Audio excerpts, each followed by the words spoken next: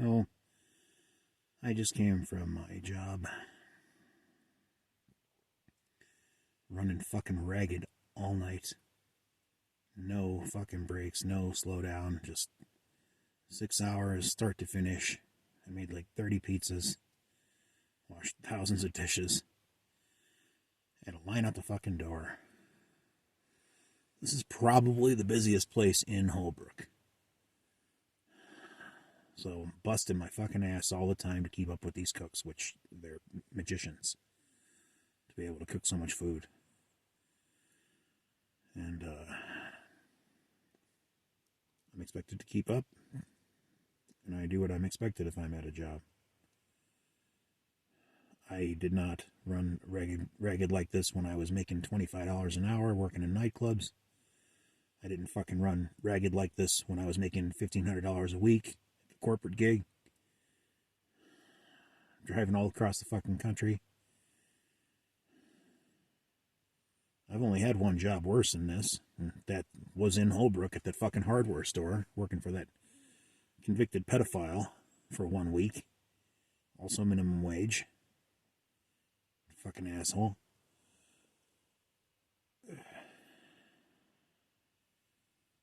I don't want to fucking work at all. But met the owner tonight. The owner's the one that Mr. Jeffers was nice enough to talk to get me this job. Half the reason I'm still at the job is out of respect for Mr. Jeffers. Big rancher out here. I figured he would know who was hiring, who could get me in, and he got me right in there. Met the owner. Everybody wants to fucking compliment me about having no beard, like I would take fashion advice from a woman, or anyone, for that matter. Like I give a shit what other people think about how I look. The only thing I ever needed from women, I don't need anymore.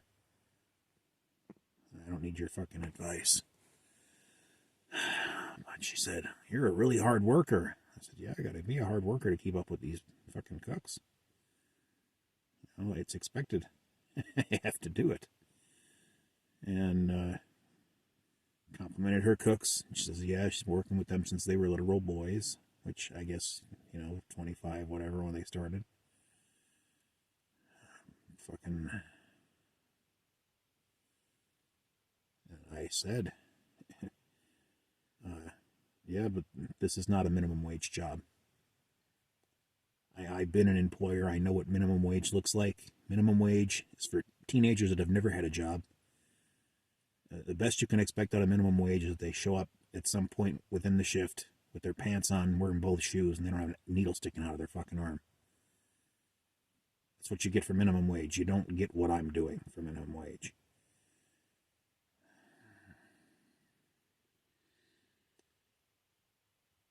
And this person says to me, with a straight face, "Oh, if only it would pick up, I'd love to help everybody here. But I'm almost bankrupt." And I went, I fucking almost busted out laughing when she said bankrupt. The only person in that whole place that is probably making a really good pile of money and wants to tell me that she's bankrupt. Which is outrageous and ridiculous.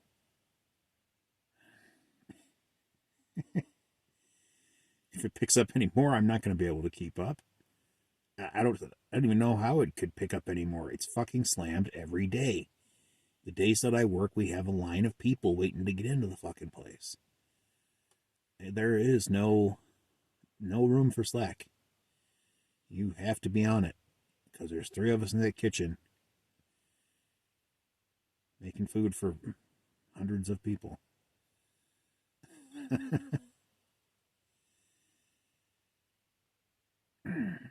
I had a smile on my face for the rest of the night when she told me she was going bankrupt. I'm like, yeah, okay. I'm going to believe that. Also, don't see how that is my problem if it were true, which it can't possibly be true. If that is not a successful business, then nothing in Holbrook is successful. Every business should be closed. if I'm going to be getting minimum wage, I'm going to probably want to get it somewhere else where the work is not literally going to kill me. I can't walk right now. I'm just fucking destroyed.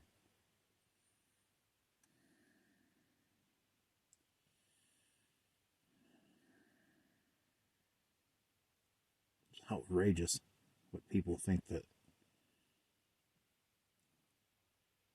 think that other people's labor is worth.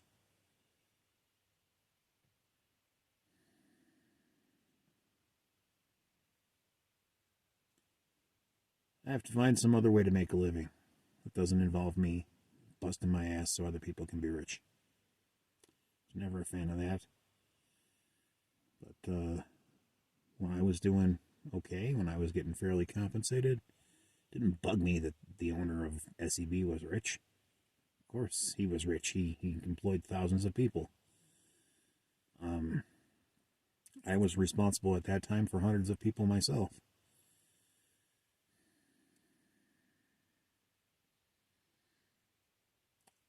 I'm not happy with my current situation. I don't know what to do to fix it. I went for a big part of my life for decades without ever worrying about money. I had enough money to function between 1999 and like 2016 when my roommate started getting sick and he wasn't able to work anymore. And at that point, selling weed became less profitable because I had been out of the scene too long. I wasn't making new connections to sell to. People would drop out, and then I would just not be able to make enough money with that to supplement whatever income I was making at the bars. When my roommate got sick, I picked up a second job at a concert hall. And, I didn't like being there, but it wasn't onerous. It was necessary.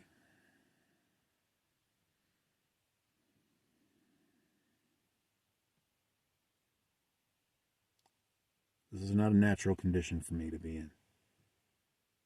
Money used to fall from the sky. I used to say that all the time. I'd literally find money on the ground. Not just in the bars. I'd find money on the fucking sidewalk. I've probably found $2 or $3 grand on the sidewalk in Chicago. Used to make a lot of money selling jewelry. Now you can get cool jewelry from China or whatever for, pennies on the dollar, what I was making.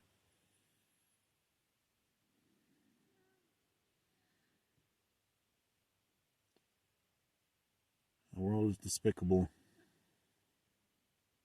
I just want to be out of the flow of people, and I just can't seem to get out of it. I'd hoped that coming here would free me of some of the social, the bullshit of society. And to some extent it has. I mean, I'm not stepping over junkies getting in and out of here. I'm not getting in fights at grocery stores with ethnically diverse people who don't know how to stand in lines.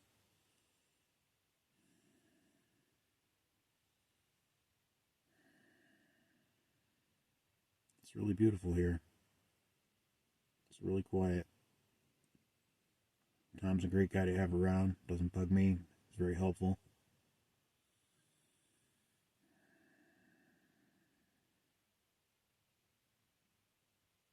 Wish I could come up with a solution. Some other friends of mine want to form a real estate business. They think Holbrook is going to be a successful place at some point in the future. It's hard for me to believe. But they're convinced that being on Route 40 between Gallup and Flagstaff is going to be a good place to have properties.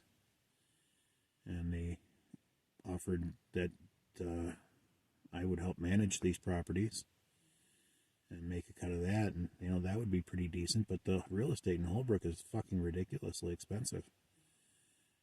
People just hold on tight to empty properties because they're not willing to come down in price. If you have a property and you don't do anything with it for 10 years, that could only be a hole in your finances, but they do it.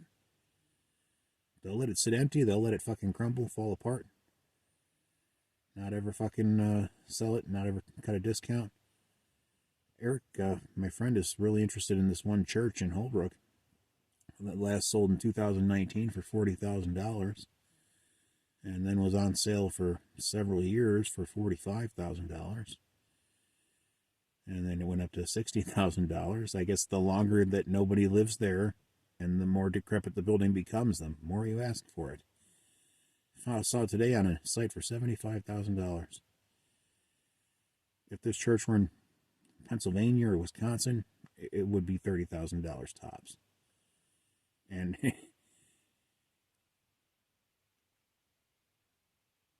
and it would probably need $100,000 worth of work to make it into something where you could rent out, like, I don't know, I guess they want to make apartments in it, or I'm not sure this is a fully formed idea on their part. Any house that's move-in ready is in shit condition, are ridiculously expensive. And the low end is really that church. There's a house up on the hill underneath the Mormon church that's $120,000, and it is easily going to need an equal amount of work just to make it livable.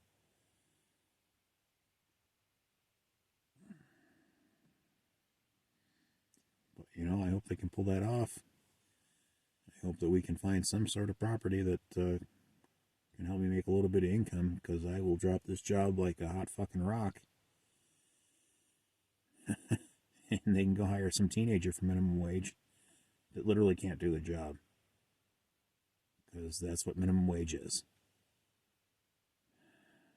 Same fucking pay as somebody sitting behind a counter at a bookstore. And some of these businesses in Holbrook never see a customer. I understand how they stay open.